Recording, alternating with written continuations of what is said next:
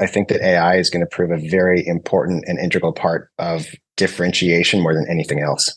And that's what is so exciting about Class Companion is it can give feedback to each student based on what their needs are immediately.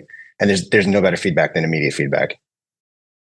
My name is Bruno Morlan, and for this series produced for Class Companion, I talk to teachers from across various different subject areas and highlight some of the exciting work that they're doing in their classes.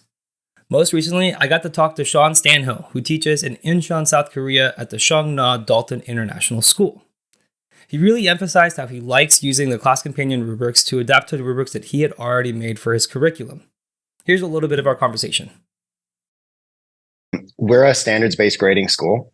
Mm-hmm. So my students do a lot of constructed response work. And as the way that Class Companion was pitched, having rubrics and everything, and us, again, being standards-based grading, it fit really well. And I thought, well, heck, I could use this, So I had all these rubrics anyway, and I decided to copy and paste them into Class Companion and kind of dog food it to my kids and see how they liked it. I got really positive feedback the first time. That's cool. How did it change the way that you ran your class? Like what did it look like before, and then how does it look like now? Sure. So international schools are kind of a unique student body. I would say 95% of our students are not English as a first language. However, they are English fluent. And so the ability for students to use Class Companion in their writing process and not as a final product is actually really powerful. Mm-hmm. So before, we have formative and summative assessments. Our formatives are such that teacher feedback and student feedback are welcome. Student feedback at the sentence level and teacher feedback at the paragraph level. And on the summative, there was no feedback available at all. Okay. I found that by using Class Companion in the summative process, by giving like 2 attempts before a final submission, was kind of like having literally having a virtual thought partner in the process. And the feedback that Class Companion gives to the students is so valuable. At first, I was very not cynical, skeptical. I was skeptical of the responses it was going to give, and I had the students raise their hand the first time they used it, so I could come around and check the feedback before they did anything.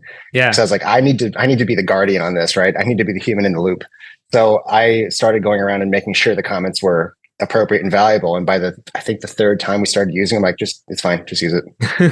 That's great. I mean, it speeds up the process of them writing, right? When they can just get the feedback automatically.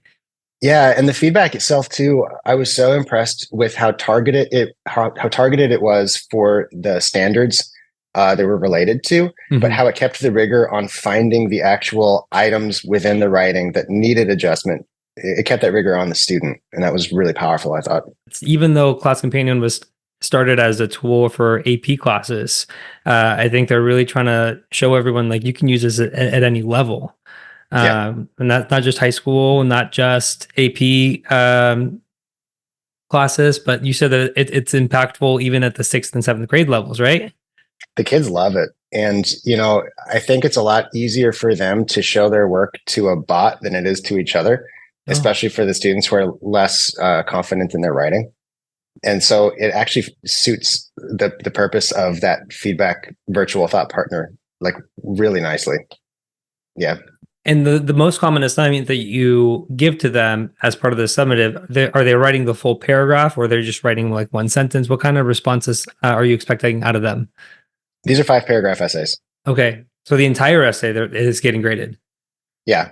So typically with like a writing standard for expository writing, we'll have one for introductions, one for use of evidence, one for clarification of the evidence, another for like the conclusion. And it's amazing because I can put in a 9 standard rubric into Class Companion, and it gives valuable feedback. Not like it can somehow the I don't know, the magic behind it is like it's focusing the comments and feedback on the conclusion, just on the conclusion. And it's not taking the holistic essay and being like as a conclusion. It doesn't get confused about that. It's impressive. It sounds like the rubric portion has been really helpful to you? Do you think that's kind of where the best part of your experience with the platform has been? Yeah, so the rubric was something that was really appealing to me because it cost me almost nothing in terms of time or resources to invest nominally in Class Companion and see if it worked, because I had the rubrics and it was simply just copying and pasting. Those rubrics that you made that were specific to your class, or are these part of like the curriculum that your international school uses? So our part of our international school's appeal is that our curriculum is bespoke, so to speak. And so we actually design our own curriculum. We have pretty routine meetings where we align it with heads of department, and we align it vertically and horizontally with other English department members, middle school and high school, but also we'll meet, like I said, horizontally with other subject teachers of our same grade level and make sure that we're reinforcing each other's content. So these are handmade rubrics that I have made, and they fit our latest interpretation of the standards-based grading system that we just transitioned to 2 years ago. Now I'm going to step in here and show you exactly how Sean added the rubrics that he uses in the assignments to give to his kids. Starting here in my dashboard, I'm going to click Content Library in the top right. And on the left-hand side, you'll see all of the assignments that you've created, along with all the rubrics, all the assignments that have been shared through other teachers in Class Companion, and any rubric that has been made public by other teachers. So I'm going to click on My Rubrics, and in order to create a new rubric, you can hit the top right, Create a Rubric. It'll take you to this page, and you'll use the table function, title your rubric, essay, rubric, and here you get to choose how many criterions you want. So you could have one for evidence, you could have one for analysis, and you could have one for a thesis. For each row and category, you can also add multiple points. So if there's different variations of evidence that a student can show, and you want to give them some partial credit for showing some evidence as opposed to none at all, you can increase the amount of points. Same thing for analysis, or you could just leave it at 1 point per criterion, showing that they've either done the analysis or they haven't. They've either shown evidence or they haven't. They've got a thesis or they do not. It really is up to the teacher to customize it in the best way for their students.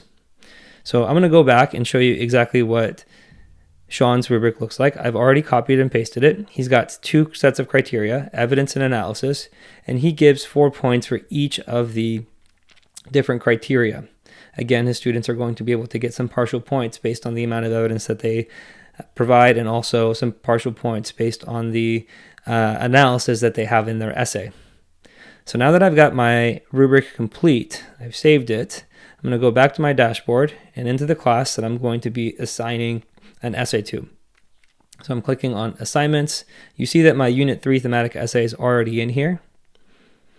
I've set it as an essay, I've titled it, and then for the rubric, I'm going to click View or Modify Rubrics.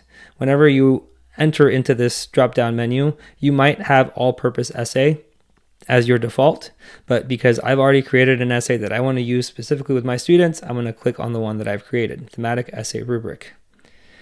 Once I got it, I'm going to click back to the assignment, and you'll see that it shows up right here. Evidence 4 points, analysis 4 points.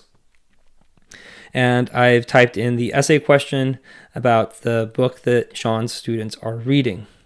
At this point, I could publish the assignment and it would go to all my students and they would be able to start attempting it. But I can also, as a teacher, preview the assignment before the students get to see it, just to make sure that I can see everything is in order. I can also test the AI to see how hard or how lenient it is grading. And in order to do this, I'm going to copy and paste a response that one of Sean's students already gave. So here it is. I'm going to click Submit Assignment. And it's going to give me feedback pretty quickly after that. So you can see that on the right side, it gives me some information on how much evidence I actually provided and how I could improve my essay to provide more evidence and then get that final 4th point. Same thing with analysis. I'm getting feedback about what I did well, but also given some helpful feedback to show me what I should do the next time that I submit this essay in order to get the full points.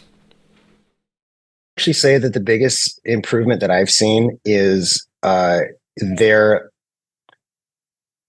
they're a lot less likely to complain when I say, okay, this time you're only getting 2 attempts. Okay, this time you're only getting 1 attempt. And so I think it has actually boosted their confidence, because since the comments are such that it's still making them do the work, I think they've become more accustomed to anticipating what it might say, because they don't want to use up their attempts yet. And so I started off giving 3 and have reduced it to 2, and now we're at 1. Okay. Where do you see like the future for using this kind of technology in your class? Like, do you think is there like one further step? Like, Yeah, will there be a point in which like you just trust it so much that like you kind of you're there doing other tasks in helping them learn how to write? the digital Socrates.